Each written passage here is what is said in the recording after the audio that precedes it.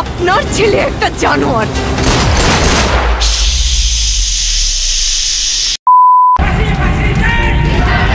অপরাধ বোধের একটা পাথর না, বুকের ভিতরে একবারে চাপ দিয়ে ধরে থাকে। তো হ্যালো গাইস, ঈদের ছুটিতে বিনোদনের অন্যতম বড় মাধ্যম হচ্ছে নতুন সিনেমা। আর এই ঈদে বাংলাদেশে মুক্তি পেয়েছে বরবাদ, দাগি, চক্কর, জঙ্গলির মতন কয়েকটি বড় বাজেটের সিনেমা। তাই গাইস, আজকে তোমাদের মাঝে চলে আসলাম রিসেন্টলি বাংলাদেশে মুক্তি পাওয়া কয়েকটি সিনেমাতে অভিনয় করা নায়ক, নায়িকা ও সিনেমার যাবতীয় পরিচয় নিয়ে। উনি একজন ড্রাগ অ্যাডিক্টেড, উনি একজন রেপিস্ট। গাইস, এই লিস্টের প্রথমেই রয়েছে শাকিব খানের অভিনয় করা বর্তমান সময়ে বাংলাদেশের সেরা সিনেমা বরবাদ। মৃত্যুরে না পাইলে আমি পুরা দুনিয়া বরবাদ করে দিতে পারি।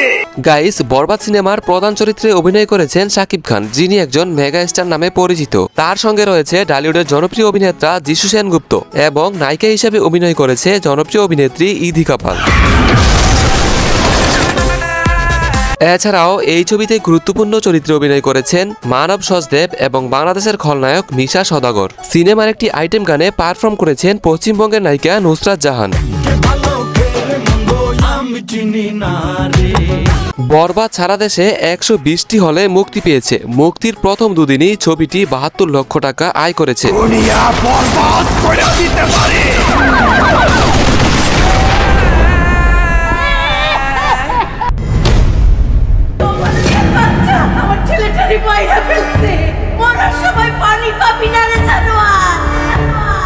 গাইস, এই লিস্টের দ্বিতীয় নম্বরে রয়েছে 2025 সালের ঈদ উল ফিতর উপলক্ষে মুক্তি পাওয়া আফরান নিশোর অভিনয় করা বর্তমান সময়ের অন্যতম জনপ্রিয় সিনেমা দাগি।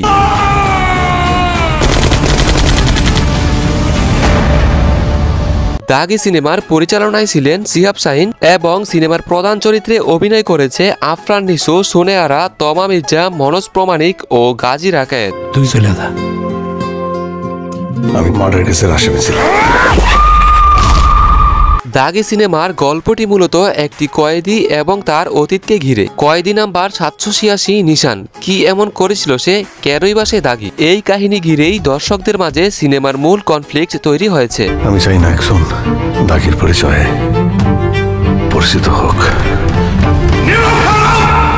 গাইস, নিশু সাব্বিরের দুর্দান্ত অভিনয়ে দাগি সিনেমাটি অসাধারণ হয়েছে। বর্তমানে এই সিনেমাটি দেশের বিভিন্ন সিনেমা হলে মুক্তি পেয়েছে।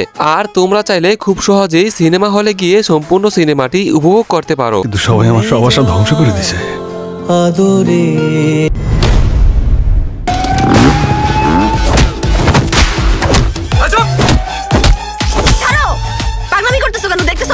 সো গাইস, লিস্টের তৃতীয় নম্বরে আমরা জানবো 2025 সালের ঈদ উল ফিতরেই মুক্তি পাওয়া বর্তমান সময়ের আরো একটি জনপ্রিয় নাট্য চলচ্চিত্র জঙ্গলির বিষয়।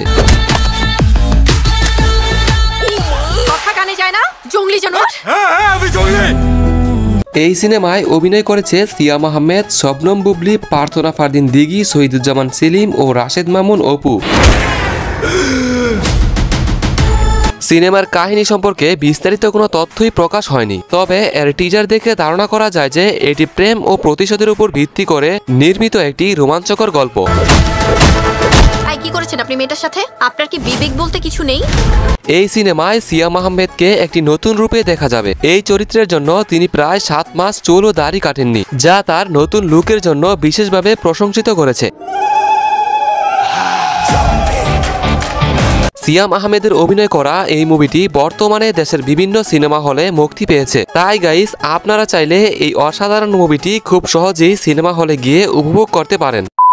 সো গাইস, আজকের জন্য এ পর্যন্তই। ভিডিওটি ভালো লাগলে অবশ্যই একটি লাইক দিও। আর তোমাদের মধ্যে যারা এই জনপ্রিয় সিনেমাগুলোকে হলে বসে দেখেছো, তারা চাইলে কমেন্ট বক্সে জানাতে পারো।